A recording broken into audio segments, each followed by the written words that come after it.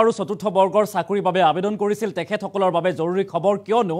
মুখ্যমন্ত্ৰী ডক্টৰ হিমন্ত বিশ্ব শৰ্মাই বৃহৎ ঘোষণা কৰা দেখিবলৈ পোৱা গৈছে জুলাই আৰু সেপ্টেম্বৰ মাহতে এডমিট কাৰ্ড প্ৰকাশ পাব অৰ্থাৎ পৰীক্ষাত অৱতীৰ্ণ হ'ব পাৰিব এই সকল পৰীক্ষাৰ্থীয়ে যিসকলে চৰকাৰী চাকৰি লাভৰ বাবে দীৰ্ঘদিনৰ পৰা প্ৰস্তুতি চলাই আছে তেখেতসকলৰ বাবে বৃহৎ ঘোষণা কৰিছে মুখ্যমন্ত্ৰী গৰাকী আৰু সমান্তৰালকৈ চৰকাৰী চাকৰি যিসকলে লাভ কৰিব তেখেতসকলৰ বাবে কেইবাটাও সুবিধা বুলি ঘোষণা কৰা দেখিবলৈ পোৱা গৈছে মুখ্যমন্ত্ৰী গৰাকীৰ তৰফৰ পৰা আমি কি কৈছিল মুখ্যমন্ত্ৰী গৰাকীয়ে সবিস্তাৰে লৈ আহিম জনাইছো এটা ডাঙৰ খবৰ এই মুহূৰ্তত যে চৰকাৰী চাকৰিক লৈ মুখ্যমন্ত্ৰী ডক্টৰ হিমন্ত বিশ্ব শৰ্মাৰ ডাঙৰ মন্তব্য এক ডাঙৰ মন্তব্য কৰিছে মুখ্যমন্ত্ৰী গৰাকীয়ে অহা জুলাই মাহত ওলাব আৰক্ষীৰ এডমিট কাৰ্ড যিসকল লোকে অসম আৰক্ষীৰ বাবে এপ্লাই কৰিছিল তেখেতসকলৰ বাবে জৰুৰী খবৰ লগতে সেপ্টেম্বৰ মাহত প্ৰকাশ পাব তৃতীয় আৰু চতুৰ্থ বৰ্গৰ এডমিট কাৰ্ড যেহেতু হাজাৰ হাজাৰ বিজ্ঞাপন প্ৰকাশ কৰা হৈছিল আৰু লগতে ওলাব মেজিষ্ট্ৰেট আৰু ডিএছপিৰ পৰীক্ষাৰ এডমিট এটা ডাঙৰ খবৰ এই মুহূৰ্তত চাকৰি লাভৰ বাবে কোনেও কাকো এটকাও দিব নালাগে এটকাও ঘুষ দিব নালাগে বুলি উল্লেখ কৰিছে মুখ্যমন্ত্ৰী গৰাকীয়ে এখন জনসভাত এই মন্তব্য আৰু ঘৰত এটাও চাকৰি নথকা প্ৰাৰ্থীয়ে পাব অতিৰিক্ত 10 নম্বৰ অতিৰিক্ত 10 নম্বৰ লাভ কৰিব প্ৰাৰ্থী গৰাকীয়ে যদি হে ঘৰত চৰকাৰী চাকৰি নাই চৰকাৰী চাকৰি নথকা পৰিয়ালৰ মাজতো এতিয়াৰ পৰা থাকিব চৰকাৰী একোটা চাকৰি আৰু চৰকাৰী চাকৰিক লৈ এই মুখ্যমন্ত্ৰী ডক্টৰ হিমন্ত বিশ্ব শৰ্মাৰ এই বৃহৎ মন্তব্য পুনৰবাৰ কৰিছো অহা জুলাই মাহত ওলাব আৰক্ষীৰ এডমিট কাৰ্ড যিসকল পুলিচৰ বাবে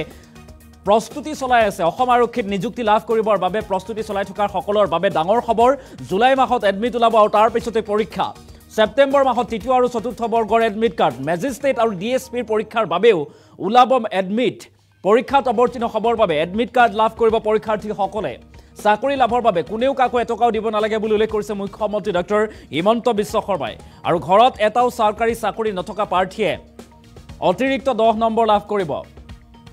আৰু চৰকাৰী চাকৰি নথকা পৰিয়ালৰ মাজতো এতিয়াৰ পৰা চৰকাৰী চাকৰি থকা এগৰাকী ব্যক্তি থাকিব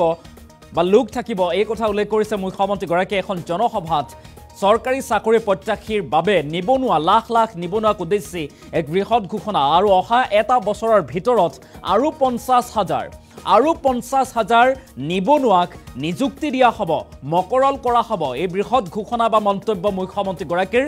এখন জনসভাত এনেদৰে কেতিয়া ওলাব পুলিচ আৰু তৃতীয় চতুৰ্থ বৰ্গৰ পৰীক্ষাৰ এডমিট এই সন্দৰ্ভত বৃহৎ মন্তব্য কৰিছে মুখ্যমন্ত্ৰী গৰাকীয়ে যে জুলাই মাহত প্ৰকাশ পাব পুলিচৰ এডমিট আৰু সেপ্টেম্বৰ মাহত তৃতীয় আৰু চতুৰ্থ বৰ্গৰ চাকৰিৰ বাবে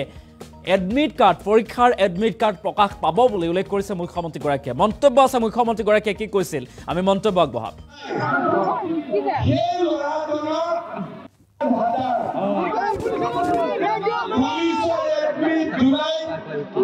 সেপ্টেম্বৰ অক্টোবৰত তৃতীয় চতুৰ্থ শ্ৰেণী আৰু মেজিষ্ট্ৰেট ডিএছপি কোনো 1 টকা ঘুষ দিব নালাগে এতিয়া আমাৰ মানসত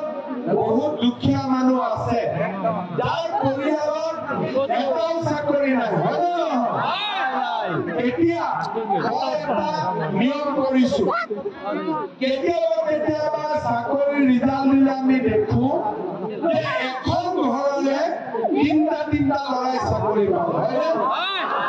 আৰু কাৰোবাৰ ঘৰত এটাও চাকৰি নাপাব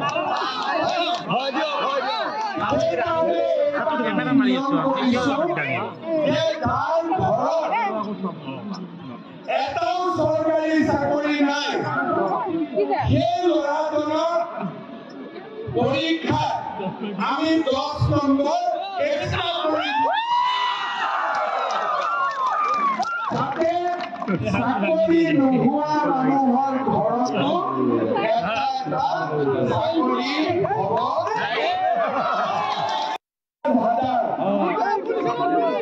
পুলিচৰ এডমিট জুলাই সেপ্টেম্বৰ অক্টোবৰত তৃতীয় চতুৰ্থ শ্ৰেণী আৰু মেজিষ্ট্ৰেট ডিএছপি কোনো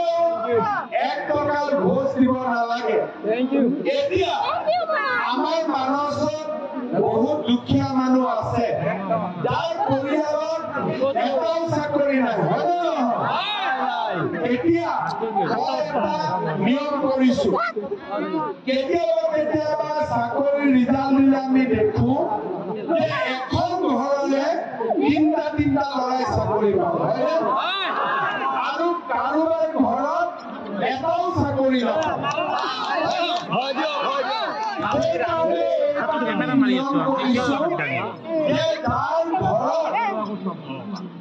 এটাও চৰকাৰী চাকৰি নাই সেই ল'ৰাজনৰ পৰীক্ষা আমি 10 নম্বৰ এক্সট্ৰা কৰি যাতে চাকৰি নোহোৱা মানুহৰ ঘৰতো এটা চাকৰি হ'ব